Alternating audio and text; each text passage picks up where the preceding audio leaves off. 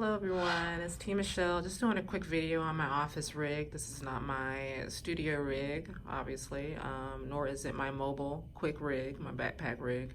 But this is my office rig, just in case I get a call here at the office for something quick, or I, get inspired, want to get something down, recorded. I can just walk on over here and get that handled. I'm just going to start from left to right.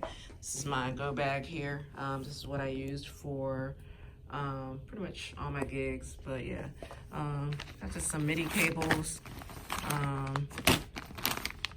Ethernet cables. I got to a church and had to fix their internet. USB cables, audio cables, instrument cables. This red bag is more like my hymnals. If I have some sheet music for a play or an event or something that I'm doing, I keep all my literature and my binders and stuff in there. It's just a case. It's probably a 61 key case and a stand right there. It's my bass case. A lot of people don't know that I play the bass. Might be a better bassist than a keyboard player, but I get the gigs on the keyboard, so that's what I cultivate. This is my baby right here. I'll move this out of the way. This is my Roland XP30. I will never give this up. This is probably one of my first boards. Might be my first synthesizer, for sure. Just love the sounds. I've always loved it. I've used it for so many different things. I also have an XP10, XP50, and an XP80. My 88 key MIDI controller was recently stolen at a gig at a church of all places. So I'm probably gonna pull that XP80 out pretty soon, just so I can have an 88 key controller that I can use for my Mainstage template. This is my MacBook One that I use for Ableton. I run clicks, loops, most of my tracks and stuff off here. This is the one that I got started doing it on. Shout out to John Mike, who works with Loop Community and does the gospel multi-tracks, does a lot of stuff with the Prime app. But he has some really cool videos, and this is really the for the past 10 or so years, I'm sorry, probably more 8 or so years, I've been using this laptop for music production. No issues. I souped it up really nice. Like I said, it's a 2010. If you guys know your gear, know your laptops, know your keyboards, you really don't have to upgrade that much. A lot of these older keyboards, they have some of the same sounds, just with some tweaks that you have to, learn and make yourself, which you're fully capable of doing. This is Axiom 61 MIDI controller. I use this controller for most of my recording here at the office.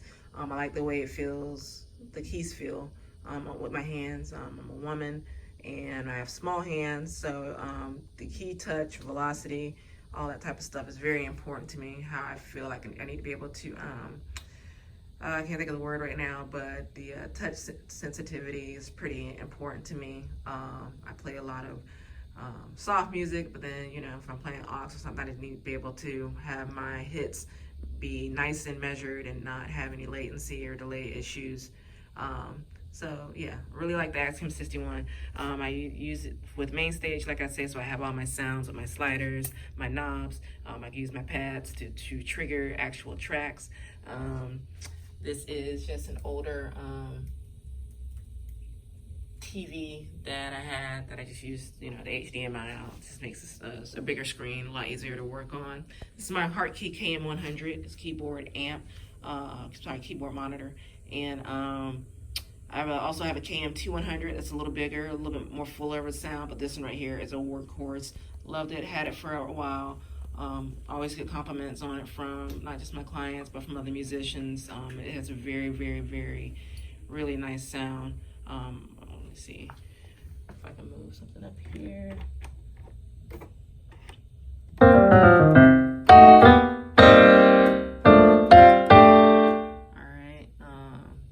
let me see, I can add some strings or something.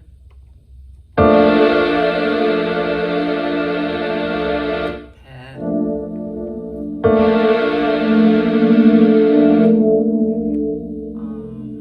I have a couple guitar sounds here.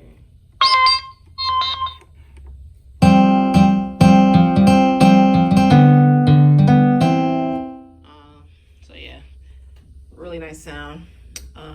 It's my Magic Mouse that's connected to my 2015 MacBook Pro. It's one of my 2015s right here. I use this one mainly for music. Thanks to somebody blessed me with a couple of them. I'm able to kind of, have the space I need to really kind of work and do the production that I want to do. I also do a lot of photography and videography, so it's just easier for me to do my music on one and my photography and videography stuff on another. So thanks, shout out to my friend Theo for that. I also teach music and stuff too, so it's made it's a lot easier. It's an iPad that, once again, if I don't have my MacBook for whatever reason, I can run, a couple loops or a couple clicks off of here and still get, pretty decent sound. If I go with my laptop only, I go with an actual synthesizer with some sounds, but I still can do some tweaking with the iPad. Right here, I have my Behringer UB 1002. Has 10 ends, 2-bus mic line mixer. I use this basically to have I have everything going into my 2i4 Scarlett Focusrite interface, into the mixer, and then into the mixer, and then out of the mixer into my hard key monitors. If my other monitors were here, they would be next to my TVs on the side. So one over here and one over here. But that's pretty much the gist of my setup. I try to keep things as simple as possible. This is just like mainly for recording. Usually if I can manage, I just take my backpack, put my MacBook and my iPad in it, and a controller, and then I'm usually good to go. Most of the keyboards, whether they're old or new, have MIDI inputs and outputs, so that really hasn't been an issue. But like I told you, I believe at the beginning of this video, I keep a MIDI controller and a keyboard, a synth on me pretty much at all times. I just like to be prepared for everything. You don't have to be, but I am.